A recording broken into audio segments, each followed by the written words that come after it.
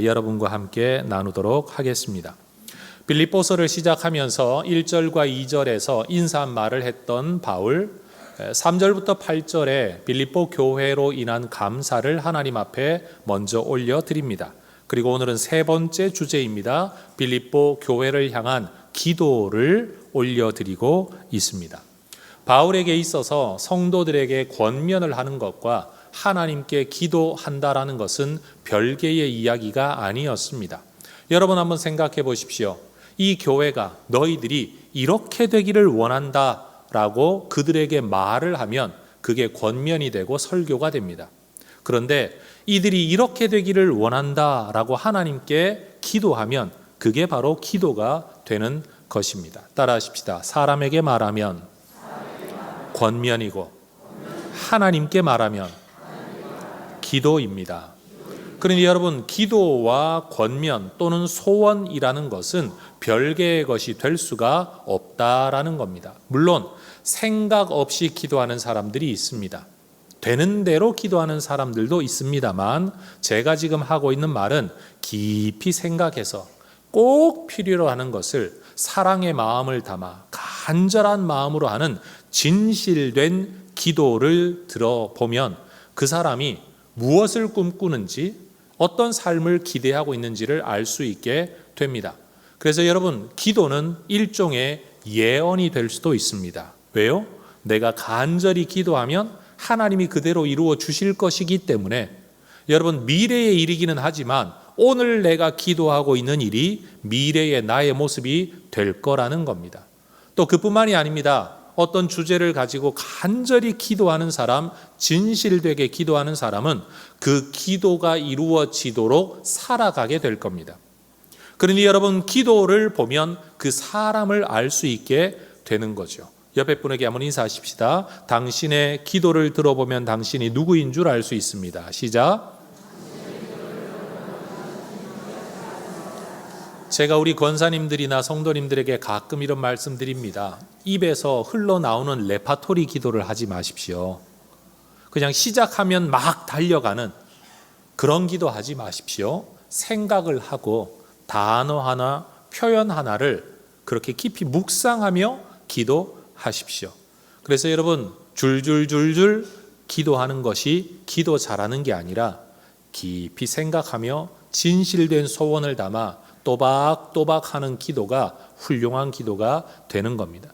그래서 저희 교회는 대표 기도하는 분들, 장로님이나 권사님, 집사님들에게도 능히 늘 기도하는 분들이라 얼마든지 기도할 수 있지만 기도문을 준비하라고 부탁합니다. 사실 목사도 입만 열면 설교할 수 있습니다.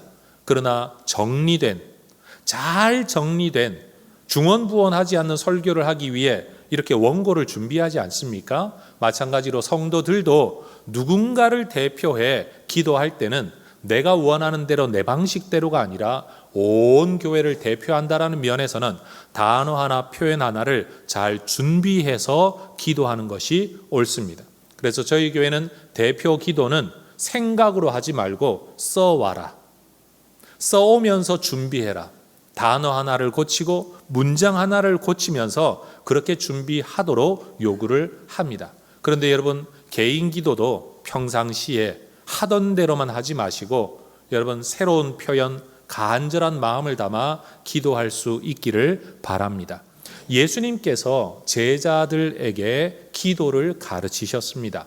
우리는 이것을 주기도문이라는 이름으로 붙여 예배 시간 마칠 때마다 또는 개인적으로 기도할 때마다, 모일 때마다 그 기도문을 외웁니다. 심지어 교회 다니는 어떤 분들은 기도가 잘 안 되면 주기도문 100번 외워라, 50번 외워라, 그러면 하나님이 들어주신다. 여러분, 주기도문을 주문처럼 생각하는 분들이 있는데 여러분, 주기도문은 주문이 아닙니다. 따라하십시다. 주기도문은 주문이 아닙니다. 여러분, 그거 반복해서 한다고 뭔가 일이 이루어지는 거 아닙니다. 예수님께서는 제자들에게 무엇을 기도해야 되는가를 가르치셨지만 그 기도를 깊이 들여다보면 어떤 삶을 살아야 하는가에 대하여 가르치셨다는 것을 알 수 있어요. 주기도문은요, 여는 말과 닫는 말이 있습니다. 하나님을 아빠라고 부르고요, 닫는 말은 모든 세상 권세, 모든 것들이 하나님의 것입니다 라는 고백으로 닫습니다. 그렇게 열고 닫는 말 사이에 세 가지 중요한 6가지의 기도가 있어요. 하나님의 이름이 높임받고, 하나님의 뜻이 이루어지는, 하나님의 나라가 이루어지기를 원합니다. 그리고 난 뒤에 우리의 일용할 양식을 주십시오, 우리의 죄를 용서해 주십시오, 우리를 악에서 건져 주십시오 라는 이 세 가지의 중요한 기도가 주기도문의 핵심이에요.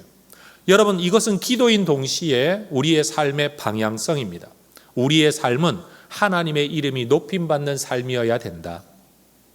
우리의 삶을 통해 하나님의 뜻이 이루어지고, 우리의 사역과 우리의 인생을 통해 하나님의 나라가 이루어지기를 꿈꾸어야 한다. 그 의미도 담고 있다는 거죠. 동시에 내가 태어난 인생 살아가는데 먹고 사는 문제 해결하는 게 하나님 손에 달려 있다.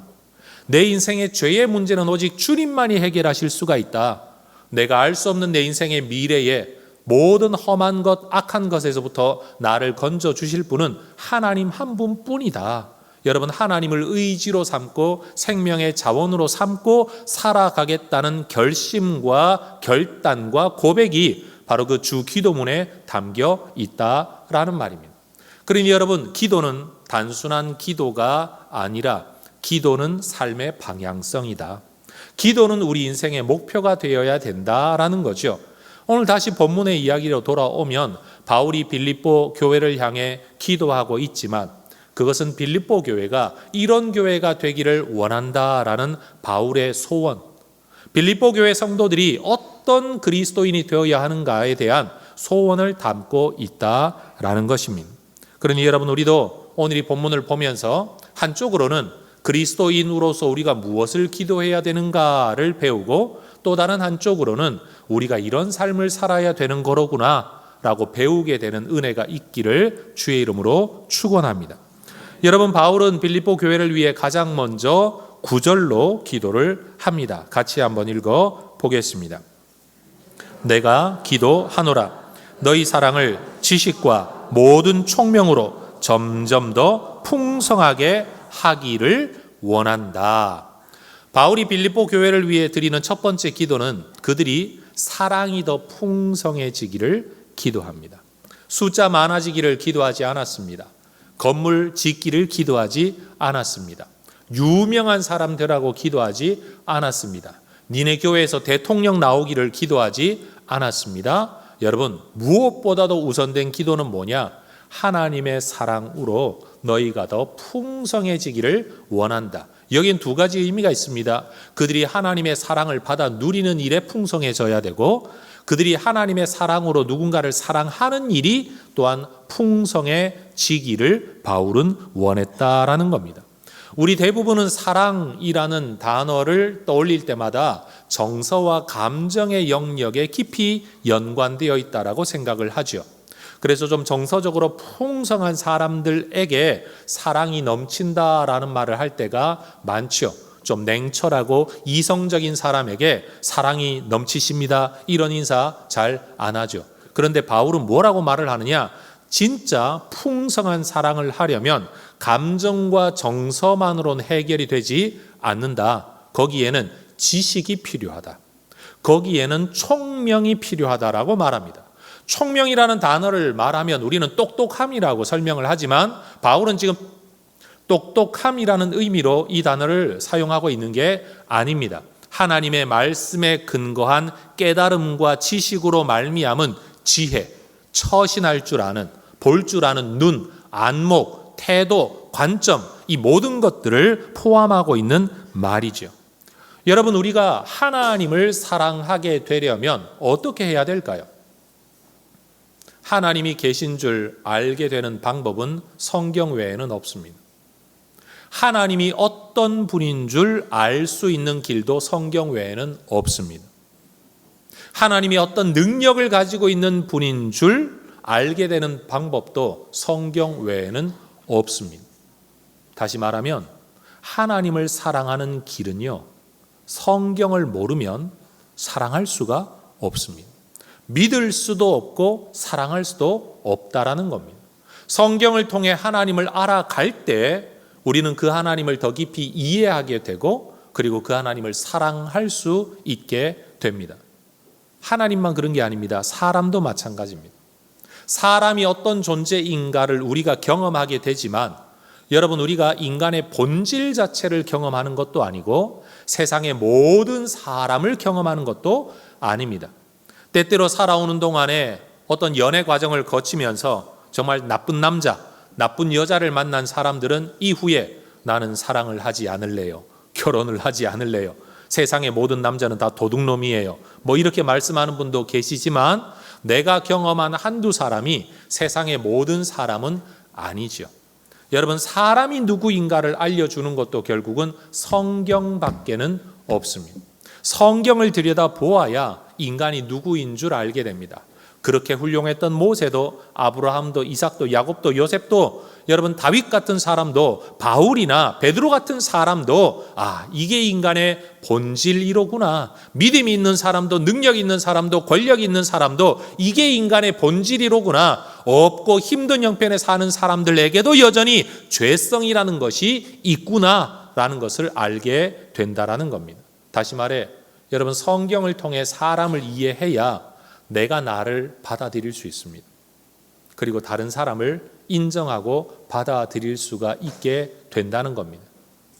한마디 더 하면 성경 안에 나타난 사람을 제대로 이해해야 우리가 사람을 사랑할 수 있게 된다는 겁니다. 여러분, 교회 생활, 신앙 생활의 시간과 경험이 쌓여가는데 내 삶에서 하나님이 더 사랑되어지지 않고 있다면, 사람에 대한 인격과 사랑이 더 깊어지지 않고 있다면 그건 분명 올바른 신앙생활을 하고 있는 것이 아니다라고 생각을 해야 합니다. 바울은 지금 빌립보 교회 성도들에게 여러분 성경 더 많이 알아라 이 말하는 게 아닙니다. 성경을 알긴 알아야 하는데 왜 알아야 되냐?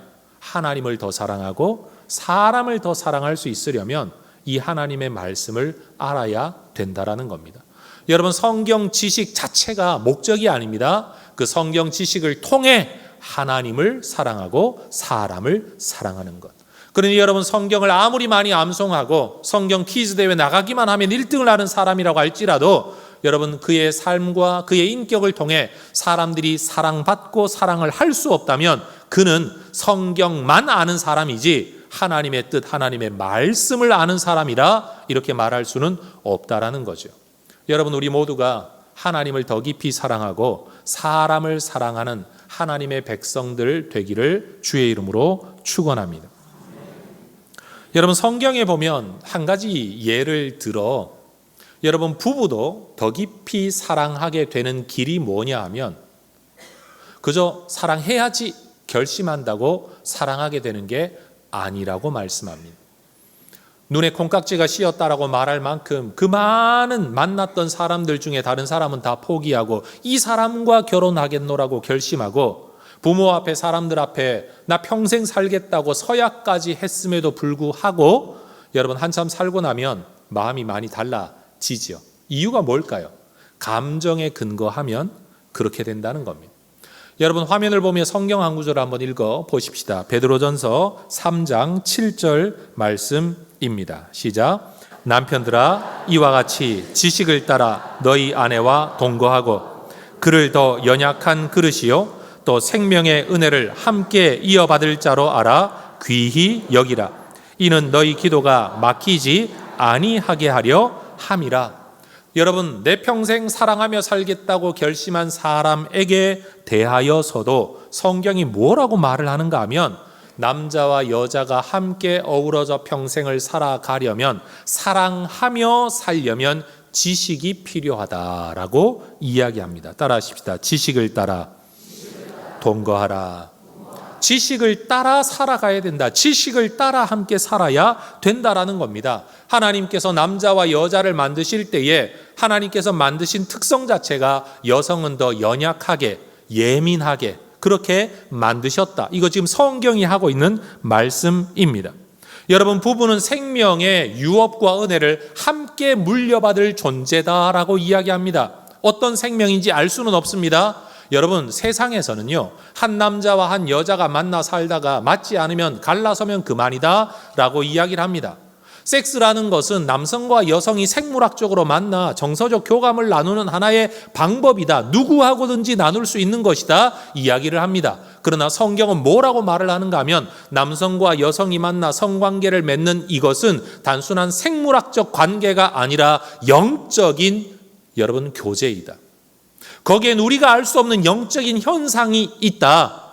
그렇게 부부가 된다라는 사실 속에서는 이 땅에서 그냥 잘 먹고 잘 사는 부부관계가 아니라 하늘나라의 은혜를, 생명의 은혜를, 하나님의 은혜를 함께 누리고 함께 받는 하나의 팀이 되는 것이다. 알 수 없는 연합이 거기에서 일어나는 것이다. 성경이 그렇게 말을 하고 있다라는 겁니다. 여러분, 사람 관계와 기도는 별개 아닙니까? 사람은 사람처럼 대하고 하나님은 하나님처럼 대하면 되는 것인데 성경은 뭐라고 말을 하느냐? 여러분, 강한 자가 약한 자를 귀히 여기고 아끼고 보호하지 아니하면 기도가 막힌다라고 이야기를 합니다. 아니, 기도야 하나님 앞에 나와 답답한 마음 쏟아놓으면 기도가 되는 거지. 그렇지 않다라는 겁니다. 여러분, 이런 이야기를 성경이 아니면 누가 해주겠습니까? 하나님 앞에서의 영적인 진리를 성경이 아니면 누가 들려주겠습니까?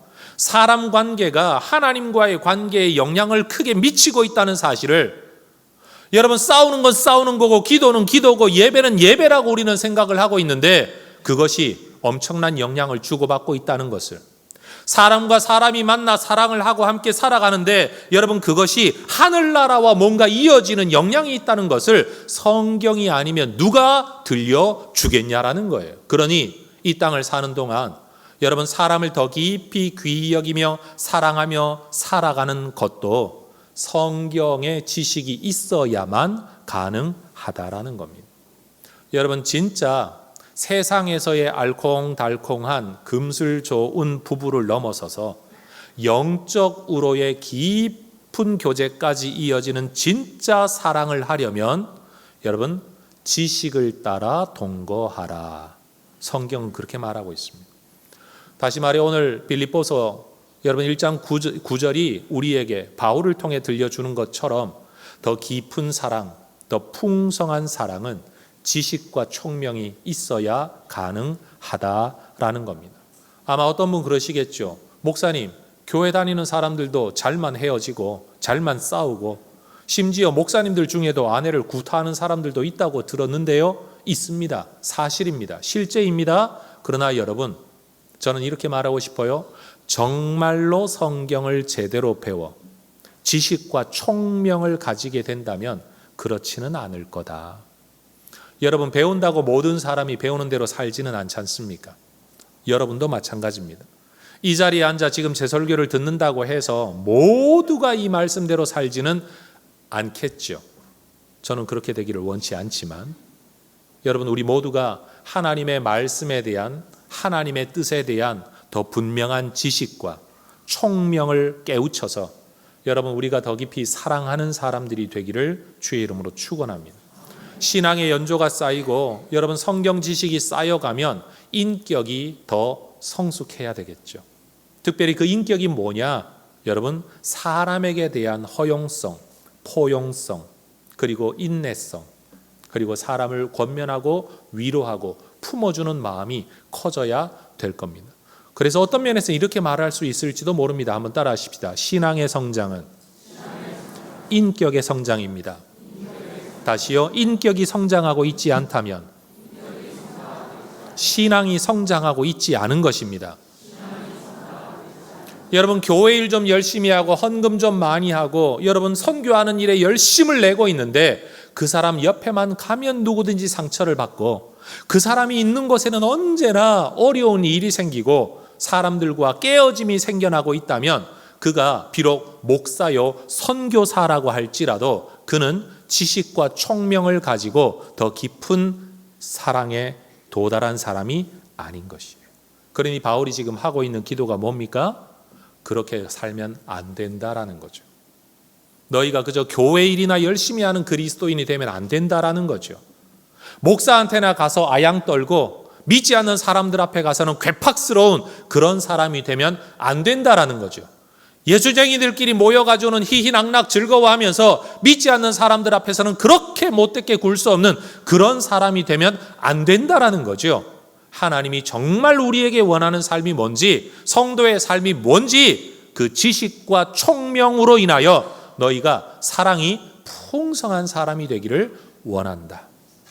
여러분, 우리 모두가 그런 삶이 되기를 주의 이름으로 축원합니다.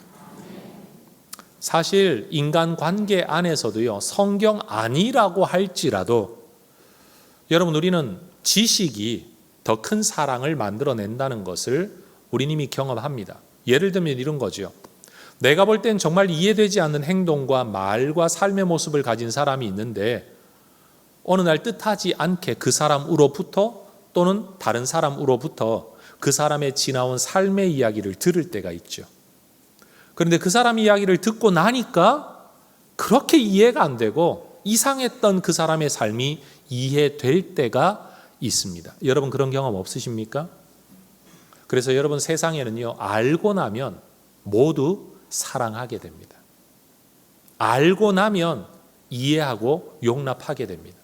내가 지금 누군가를 마음에 두고 이해할 수 없다, 받아들일 수 없다라고 말하는 건 아직 그 사람에 대하여 다 알지 못하기 때문인 거죠. 여러분, 우리가 자녀들을 사랑하는 이유가 뭡니까? 자녀들에게 여러분 그렇게까지 허용적이고 용납할 수 있는 이유가 뭡니까? 우리 아이들의 히스토리를 다 알기 때문 아닙니까? 태어나서 자라는 동안에 이 아이가 언제 어떤 놀람이 있어서, 어떤 좋지 않은 경험이 있어서, 어떤 좋지 않은 일이 있어서 지금 이런 습관을 가지게 되었는지, 얘는 왜 이런 음식을 못 먹는지, 얘는 왜 이런 상황이 가면 특별히 더 불안해하는지, 얘는 이런 상황이 되면 이런 사람, 부류의 사람을 만나면 왜 특별히 더 긴장을 하는지 우리는 다 알잖아요. 아니까 허용이 돼요. 품어줘요. 그런데 여러분, 그런 내 딸, 내 아들을 결혼시켜서 남의 집에 보내면 여러분, 그쪽 집안 사람도 내 아들, 내 딸을 그렇게 사랑할까요? 아마 이렇게 말할 걸, 야, 걔는 뭐 어떻게 교육을 받았길래 그러냐? 그 집안은 도대체 자식 교육을 어떻게 시켰길래 그러냐? 그 나이 먹도록 왜 그러냐? 아마 이렇게 말할 겁니다. 이유가 뭘까요? 모르니까요. 모르니까요. 그래서 저는 우리 혜성 가족들에게 이런 부탁을 한번 드려보고 싶습니다. 여러분, 부부로 함께 이 땅을 살아가는 동안에도요, 또 성도와 성도로 이 땅을 살아가는 동안에도요, 쓸데없이 대통령 이야기 하지 말고, 뉴스 나오는 이야기 하지 말고, 지나온 여러분의 삶의 이야기를 한번 나누어 보십시오. 당신은 어렸을 때 아버지하고 어떻게 지냈어요? 남편에게 한번 물어보세요. 당신은 당신 아버지하고 정말 행복하게 보낸 경험이 있으세요? 한번 물어보세요. 어렸을 때 어떤 과정을 거쳐 어떻게 자라났는가의 이야기를 들어보면요, 이해가 돼요. 이해가 돼요. 그리고 사랑이 돼요. 연민의 마음이 일어나요. 그러니 여러분, 부부가 정말 부부답게 살아가는 건요, 다른 사람은 내 이야기 안 들어주죠. 모르죠. 그래서 이해 못하죠. 그래서 사랑 안 해주죠. 그러나 배우자는 여러분 들어주고 이해하고 사랑해야죠. 우리 아버지들이 나이가 들면 들수록 소외감을 느끼신다고 합니다. 근데 그럴 수밖에 없는 게, 아이들은 단 한 번도 아버지의 속 이야기를 들어본 적이 없습니다. 왜 우리 아버지가 저렇게 되었는지를 우리는 아이가 태어나 자라는 걸 보았지만 내가 자라나는 걸 우리 아이들은 본 적이 없어요. 그래서 이해의 폭이 낮아요. 근데 말씀도 안 해요? 이해를 못하죠. 그러니 여러분, 부모님을 바라보면서 정말 이해되지 않는 모습을, 반대로 부모님은 우리를 이해하는데, 이유가 뭡니까? 몰라서 그런 거예요. 저는 이 지식이라는 단어가 분명 하나님의 말씀에 근거한 것이기도 하지만 일반 세상 속에서도 여러분 알고 보면, 듣고 보면 이해되고 더 사랑할 수 있는 영역이 많아질 거라고 저는 확신합니다. TV만 넋놓고 앉아 멍 때리고 입 다물고 쳐다보지 말고 여러분 자라난 이야기, 성장한 과정의 이야기, 학교 생활했던 이야기, 어디 가서 얻어맞았던 이야기, 여러분 어디서 상처받았던 이야기, 당신은 혼자 울어본 적 없어요? 라는 이야기, 그런 이야기들을 하나씩 듣다가 보면 한 사람의 인격이, 삶이 내 안에 들어오게 되고요, 품을 수 있게 된다라는 겁니다. 그래서 목장 모임이 왜 중요합니까? 목장 모임 모여서 여러분 오늘 이 말씀을 이렇게 깨달았어요, 나는 이런 은혜 받았어요 하면서 머리의 이야기만 나누면 헤어지면 끝입니다. 아무것도 안 남습니다. 목장 모임은 아무리 열심히 해도 사실 인격과 인격의 만남은 없습니다. 그런데 어떤 말씀 앞에 내 지나온 이야기, 내 아픈 이야기, 내 속마음의 이야기가 누군가와 나눠지게 되면요, 희한하죠? 상처는 내가 드러내었는데 그 사람이 나를 사랑하게 됩니다. 그 사람이 나를 이해하게 되는 겁니다. 오늘 이 예배를 드리고 있는 성도 여러분에게 제가 부탁 하나 드립니다. 나를 드러내기 싫어서 예배만 드리고 돌아가기 원하는 분들, 또는 누군가에게 내 이야기를 하기 싫어하는 분들, 왜 그런 마음을 가지게 되었는지 여러분에게도 숨어있는 스토리가 있을 거라고 생각을 합니다. 드러내봐야 무시당해, 드러내봐야 아무도 알아주지 않아, 나만 손해야, 아마 이런 경험이 있으실 거예요. 그런데 그런 마음을 가지고 남은 평생을 한번 산다고 생각해 보세요. 여러분은 죽을 때까지 외톨입니다. 어느 누구도 여러분을 이해해 주지 못합니다. 어떤 누구도 여러분을 용납해 주지를 못합니다. 드러난 모습 그대로만 여러분은 평가받게 될 겁니다. 그래서 여러분, 교회에서의 만남과 모임이라는 것은 사실 내 안에 있는 좋은 것이든 나쁜 것이든 함께 나눌 때에 여러분 나누다가 보면 나만 그런 게 아니라 다 그렇구나 알게 됩니다. 나만 상처받은 게 아니로구나, 저 사람도 상처가 있구나 알게 됩니다. 그리고 같은 상처를 받은 사람들끼리 서로 위로자가 되게 되는 겁니다. 그렇게 성도의 교제가 나눠지게 되는 거고 친구가 생기게 되는 거고요, 속 깊은 이야기를 나누며 형제가 되어 간다라는 거죠. 여러분, 더 깊이 사랑하는 성도들이 되기를 주의 이름으로 축원합니다. 제발 부탁드립니다. 여러분, 모든 사람과 그런 관계를 나눌 수는 없겠지만 그래도 교회 안에 누군가와는 여러분의 속 깊은 이야기를 나눌 수 있는 교제가 반드시 있어지면 참 좋겠습니다. 그게 교회가 정해놓은 조직 또는 모임이 아니라도 괜찮습니다. 여러분, 내가 더 깊이 사랑할 수 있고 사랑받을 수 있는 자리에 들어가는 것을 바울은 지금 기도하고 있습니다. 우리가 그렇게 살아야 된다라는 겁니다. 그래야 성도답게 살 수 있고 그래야 하나님의 은혜 안에서 살아갈 수 있다라는 겁니다. 따라하십시다. 사랑이 깊어져야 합니다. 한 번 더, 사랑이 풍성해져야 합니다. 그러니 여러분, 우리의 삶의 가치, 삶의 목표를 어디에 두어야 되냐? 신앙 성장의 목표를 어디에 두어야 되냐? 성경 많이 읽는 거, 기도 몇 시간 하는 거, 봉사 뭐 하는 거, 헌금 얼마 하는 거, 그런 게 아니라 사랑이 더 풍성해지고 있느냐? 이것을 내 삶의 준거 기준으로 딱 두고 마치 몸무게 저울 삼듯이 여러분, 몸무게가 느는지 주는지를 보듯이 내가 지금 더 깊이 사랑하고 있냐? 사랑이 풍성해지고 있냐? 사랑의 오지랖이 넓어지고 있냐? 여러분, 이것을 보면서 우리 신앙 성장을 측정할 수 있기를 소망합니다. 교회도 마찬가지입니다. 교회도 교회 안에서만, 교인에게만 하던 일만 하는 게 아니라 교회의 시간과 역사가 쌓여가면 여러분, 사랑의 범위, 사랑의 대상, 사랑의 정도가 점점 넓어져야 할 것입니다. 바울의 두 번째 기도는 10절입니다. 같이 한번 읽겠습니다. 너희로 지극히 선한 것을 분별하며 또 진실하여 허물없이 그리스도의 날까지 이르기를 내가 기도한다라고 말합니다. 바울이 지금 기도하고 있는 게 뭡니까? 분별하기를 기도하고 있습니다. 이 분별이라는 단어는요, 진짜 돈과 가짜 돈을 구분하는 능력이라고 말을 합니다. 위패와 진패를 여러분 구분하는 능력, 그 분별력.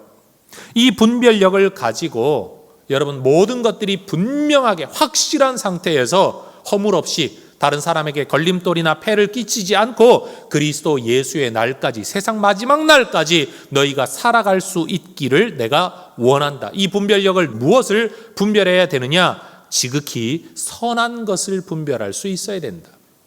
여러분, 우리는 아이들이 자라나는 동안에 이런 말을 잘합니다. 친구 잘 사귀어야 된다. 이 말 속에는요, 네 인생에 도움이 되는 사람들도 있지만 나쁜 영향력을 끼치는 사람들도 있다라는 것을 우리는 은연중에 가르치는 거죠. 사람에 대한 분별력을 교육하는 겁니다.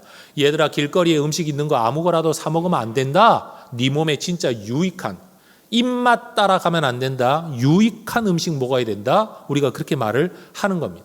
하다못해 옷을 사고 물건을 사도요, 여러분, 정당한 대가를 지불하고 좋은 물건을 사는 것도 하루아침에 되는 게 아니죠. 분별력이 생겨야 합니다. 여러분, 우리가 왜 사기를 당합니까? 적은 대가를 지불하고서 엄청난 것을 기대하는, 정직하지 않은 기대를 가지고 일에 접근하니까 상대방도 여러분 우리를 이용하는 것, 일들이 많죠. 여러분, 우리에게 분별력이 필요합니다. 여러분, 한 사람으로서 이 세상을 잘 살아가려면 이 분별력이 꼭 필요합니다. 여러분, 영적인 일에도 마찬가지입니다. 분별력이 있어야 합니다. 이것이 내 신앙에 유익한지 유익하지 않은지, 이 길을 계속 가면 내 믿음이 성장하는지 퇴보할 것인지, 지금 당장 한 번은 상관없다라고 말을 하지만 그 한 번이 두 번이 되고 세 번이 될 때 내 삶이 앞으로 어떻게 될는지를 가늠할 수 있어야 된다라는 겁니다. 그런데 여러분, 문제는 뭐냐? 많은 실수와 실패 속에 이런 것들을 깨닫는다는 사실이죠. 영적인 일도 마찬가지입니다. 여러분, 건강하기를 원한다고 건강해지지 않습니다. 건강하기를 원하는 사람이 건강의 길을 걸을 때 건강해집니다. 잘 살고 싶다고 잘 살아지는 거 아닙니다. 잘 살겠다는 소원을 가지고 잘 살아가는 길을 걸을 때 잘 살게 되는 겁니다. 복 받고 싶다고 복 받는 거 아닙니다. 복 받고 싶은 사람이 복 받을 길을 걸어야 복을 누리게 되는 겁니다. 신앙 성장하고 싶다고 신앙 성장 저절로 되는 게 아니라는 겁니다. 신앙 성장의 길을 걸어야 합니다. 그 길이 무엇인지를 분별할 줄 알아야 된다라는 게 지금 바울의 이야기라는 거죠. 여러분, 이 분별력은 태어나면서 가지게 되는 게 아닙니다. 저절로 만들어지는 것도 아닙니다. 소원만 품으면 어느 날 갑자기 생겨나는 게 아닙니다. 뿅 하고 생겨나는 게 아니라는 겁니다. 바울은 로마 교회에도 이렇게 편지를 써 보냈습니다. 화면을 보십시오. 로마서 2장 18절 같이 읽겠습니다. 율법의 교훈을 받아 하나님의 뜻을 알고 지극히 선한 것을 분간하며. 우리는 빌립보서를 읽었는데 지금 로마서도 읽고 있습니다. 표현만 다르지 같은 것 아닙니까? 지극히 선한 것을 분간해라, 분별해라. 지극히 선한 게 뭐냐? 하나님의 뜻을 아는 거다. 내게 정말로 유익한 것, 하나님이 좋아하는 것이 무엇인지를 아는 것이다. 이런 분별력은 어떻게 생겨나냐? 이것을 어떻게 분간할 수 있느냐? 율법의 교훈을 받아야만 된다. 말씀의 가르침을 배워야만 된다. 내 생각대로 되는 게 아니라는 겁니다. 여러분, 우리가 의사 선생님을 찾아가서도 내 병을 진단받아야 되지 않습니까? 사람들은 말합니다. 내 병 내가 안다. 그러다가 병 키우는 사람이 얼마나 많습니까? 여러분, 내 체질을 알고 내 습성을 알고 내 습관을 알고 내 약점을 알고 내 몸의 상태를 알아야 적절한 운동 처방, 음식 처방, 약의 처방, 이 모든 것들을 받을 수 있는 것 아닙니까? 그러니 여러분, 우리의 삶이 제대로 된 분별력을 얻으려면 성경으로 돌아가야만 합니다. 왜냐? 인간을 만드신 분이 하나님이시니까요. 진짜 인간에게 원하는 풍성한 생명의 삶을 줄 수 있는 분과 그 길이 뭔지를 아는 분은 하나님뿐이시기 때문입니다. 여러분, 우리가 속해 살아가는 지금 이 시대에는 시대 정신이라는 게 있죠. 뭐 거창한 용어인 것 같지만 한마디로 시대의 사고방식, 시대의 가치관입니다.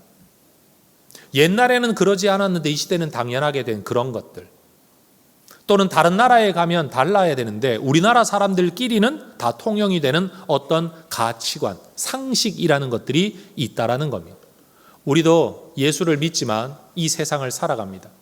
세상 사람들과 함께 살아가다가 보니 여러분, 우리의 입에서도 세상적 가치관의 용어들이 쉽게 나옵니다. 그런데 성경은 그런 분별력을 가지고 살면 지극히 선한 것 구분 못한다. 하나님의 은혜 안에 살아갈 수가 없다라는 겁니다. 저도 오늘 이 자리에서 여러분에게 이런 말씀 드리고 싶습니다. 여러분, 성경과 교회에서 죄라는 단어를 쓸 때는 누군가를 손가락질하려고 쓰는 게 아닙니다. 예를 들어 보십시다. 여러분, 떼약볕 아래 있어야, 때로는 건조한 곳에 있어야 잘 크는 나무가 있는데 이 나무를 그늘진 곳에 습한 곳에 심었다라고 칩시다. 그럼 여러분, 이 나무가 잘 크기를 소망한다고 이 나무가 잘 클 수 있을까요? 이 나무가 잘 크려면 옮겨 심어야 합니다. 나무의 특성에 맞는 자리로 옮겨 심어야 합니다. 그런데 지금 잘못된 자리에 있다라고 말하는 것을 일컬어 성경은 죄라고 말하는 겁니다. 어긋났다, 잘못된 자리이다 라고 말하는 용어가 죄라는 겁니다. 죄는 누군가를 공격하려고 하는 말이 절대 아닙니다. 여기서는 당신이 행복할 수 없다라는 말입니다. 이 자리에서는 당신이 꿈꾸는 바를 이룰 수 없다라는 말입니다. 이 길 계속 가면 당신이 원하는 행복을 얻을 수 없고 오히려 망한다라는 이야기를 하는 게 죄라는 말입니다. 그러니 여러분, 우리를 향한 하나님의 말씀의 지적, 여러분 그것을 거스르는 말로 기분 나쁘게 들어서는 안 될 겁니다. 성경이 하는 말을 들을 때 어떻게 들어야 되냐? 아, 내가 이걸 고치면 더 행복해지겠구나. 하나님이 내게 더 좋은 길을 알려주고 계시는 거로구나. 오히려 감사하며 들어야 될 줄로 믿습니다. 따라 하십시다. 하나님의 말씀이 우리의 가슴을 찌를 때 우리는 감사해야 합니다. 여러분, 잘하고 있는 걸 잘하고 있다라고 말할 때, 맞는 자리를 맞다라고 말할 때는 가슴에 찔림이 없어요? 언제 찔립니까? 언제 부담이 됩니까? 너 틀렸다고 말할 때, 잘못되었다라고 말할 때입니다. 그런데 들으면 살지만 안 들으면 죽는 겁니다. 성경 몇 구절을 여러분과 함께 읽어보기를 원합니다. 이것은 여러분, 우리가 이 시대를 사는 가운데 내가 정말 말씀에 근거한 분별력을 가지고 있는 건가, 아니면 세상에 근거한 분별력을 가지고 있는 건가를 이 구절을 읽으면서 여러분 스스로를 한번 돌아볼 수 있으면 좋겠습니다. 로마서 14장 17절입니다. 같이 읽겠습니다. 하나님의 나라는 먹는 것과 마시는 것이 아니요 오직 성령 안에 있는 의와 평강과 희락이라. 하나님 나라의 가치, 주기도문이 우리에게 가르치고 예수님이 우리에게 가르치는 진짜 하나님의 뜻이 이루어지고 하나님의 이름이 높임받는 하나님의 나라의 삶의 가치는 뭐냐? 의로움과 평강과 기쁨이다라는 겁니다. 하나님 안에서 내가 기뻐할 수 있는, 하나님 안에서 내가 평강할 수 있는 길, 하나님 보시기에 의로운 길을 선택해야 우리가 하나님 나라의 삶을 살아간다라는 겁니다. 예배는 드리고 회개는 하고 헌금도 하는데 마음이 평강하지 않은, 마음이 기쁘지 않은, 하나님 앞에 의롭지 않은 길을 선택해서 살아가서는 하나님 나라의 삶을 살아갈 수가 없다라는 거예요. 여러분, 우리가 추구해야 될 가치가 무엇인가를 돌아보십시오. 고린도전서 6장 9절에서 11절의 말씀 같이 읽겠습니다. 불의한 자가 하나님의 나라를 유업으로 받지 못할 줄을 알지 못하느냐? 미혹을 받지 말라. 음행하는 자나 우상 숭배하는 자나 간음하는 자나 탐색하는 자나 남색하는 자나 도적이나 탐욕을 부리는 자나 술 취하는 자나 모욕하는 자나 속여 빼앗는 자들은 하나님의 나라를 유업으로 받지 못하리라. 너희 중에 이와 같은 자들이 있더니 주 예수 그리스도의 이름과 우리 하나님의 성령 안에서 씻음과 거룩함과 의롭다 하심을 받았느니라. 너희들도 옛날에는 그 속에서 살았지만 지금은 구별되었다. 너희들도 옛날에는 세상적 분별력 속에 살았지만 지금 하나님이 너희를 불러내셨다. 하나님이 가지고 있는 기준을 봐라. 하나님 나라를 살아가는 양식이 있다. 그런데 그것을 벗어나 이런 방식의 삶을 살면 하나님 나라를 유업으로 받을 수 없다. 하나님의 통치를 경험할 수가 없고 단적으로 말하면 천국에도 못 들어간다. 그런데 여러분, 교회 다니는 사람들 중에 이런 일을 행하는 사람이 얼마나 많습니까? 예수 믿는 사람 다 그러더라. 여러분 그 길 따라가면 안 되고요. 하나님의 말씀이 우리에게 주신 분별력을 따라 우리가 가야 할 길을 가야 되는 거죠. 세상 말에 그런 말 있지 않습니까? 세상 사람들이 다 양잿물 먹으면 너도 먹을 거냐? 여러분 이 분별력이 우리 안에 생겨나기를 주의 이름으로 축원합니다. 사람들과 만나 대화한다고 이런 분별력 생겨나지 않습니다. 왜요? 그 사람의 분별력은 배우게 되겠죠. 우리가 얻어야 할 분별력은 사람의 분별력이 아니라 하나님의 말씀의 분별력인 겁니다.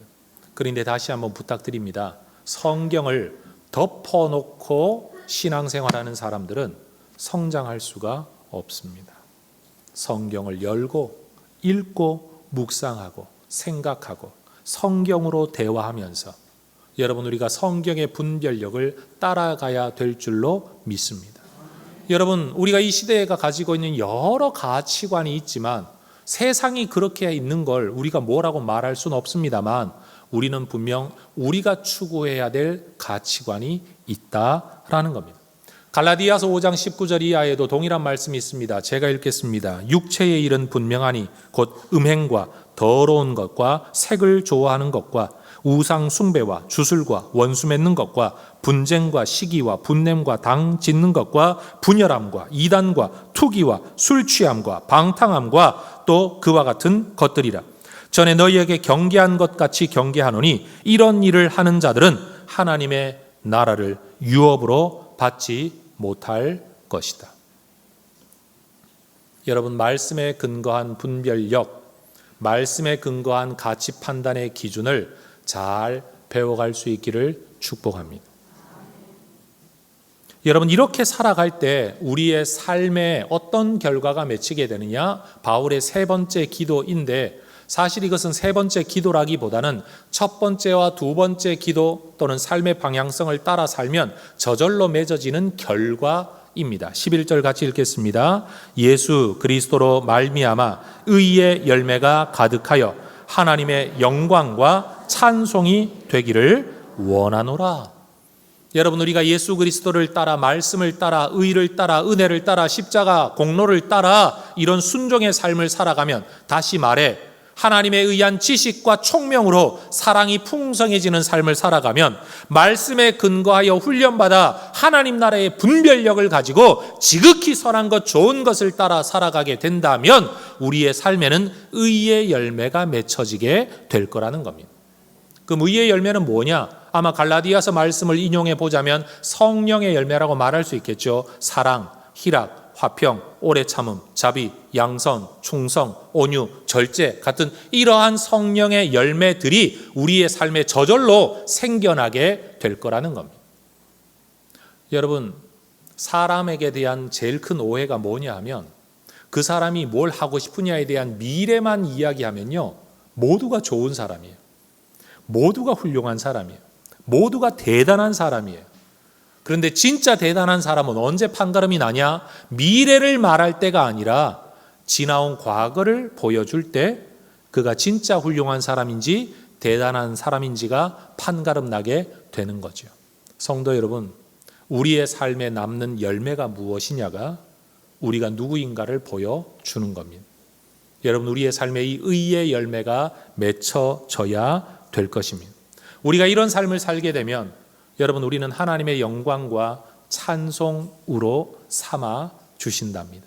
사실 우리가 자녀들을 잘 양육해서 그 아이가 특별한 그늘 없이 어려움 없이 자기의 꿈을 추구하며 자기의 재능을 발휘하며 신앙으로 인격으로 잘 양육받아 살아갈 때 우리 부모들은 때때로 자녀를 보며 그런 말을 합니다. 네가 내 인생의 꽃이다. 네가 내 인생의 꽃이다. 하나님이 지금 우리에게 그 말씀하시는 겁니다. 우리가 풍성한 사랑 가운데 분별력 안에서 제대로 살아가면 하나님은 우리를 꽃이라고 보신다는 겁니다. 네가 나의 영광이다. 너를 보면 하나님이 보이고 너를 통해 세상이 하나님을 알게 될 것이다. 세상은 너희들로 말미암아 하나님을 찬양하게 될 것이다. 말씀을 맺습니다. 성도 여러분, 하나님의 말씀을 잘 배워서 말씀에 근거한 총명과 분별력을 가지고 살아감으로 여러분, 우리의 인격과 사랑이 풍성해지기를 주의 이름으로 축원합니다. 지극히 선한 것, 올바른 것을 분별하고 예수님 다시 오실 때까지, 인생 끝날 때까지 그 길을 끝까지 걸어갈 수 있기를 축원합니다. 그러한 삶의 뒤에 여러분이 지나간 자리마다 의의 열매가 맺혀지기를 소망합니다. 그리고 우리 혜성교회가 그런 교회가 될 수 있으면 좋겠습니다. 혜성교회가 무슨 일을 하든, 무슨 사역을 하든, 무슨 사업을 하든, 어디에 돈을 쓰든, 어디에서 우리가 모였다 흩어지든 그 남은 뒷자리에 의의 열매가 맺혀지는, 하나님의 영광이라고 인정받게 되는, 하나님이 찬송받게 되는, 여러분, 이런 공동체가 되어야 하지 않겠습니까? 하나님의 영광과 찬송이 되기를 바울은 기도하고 있습니다. 누가요? 우리가 그렇게 되기를, 하나님의 영광과 찬송이 되기를 기도하고 하나님의 영광과 찬송이 되도록 살아가는 우리 모두가 되기를 축복합니다. 기도하겠습니다.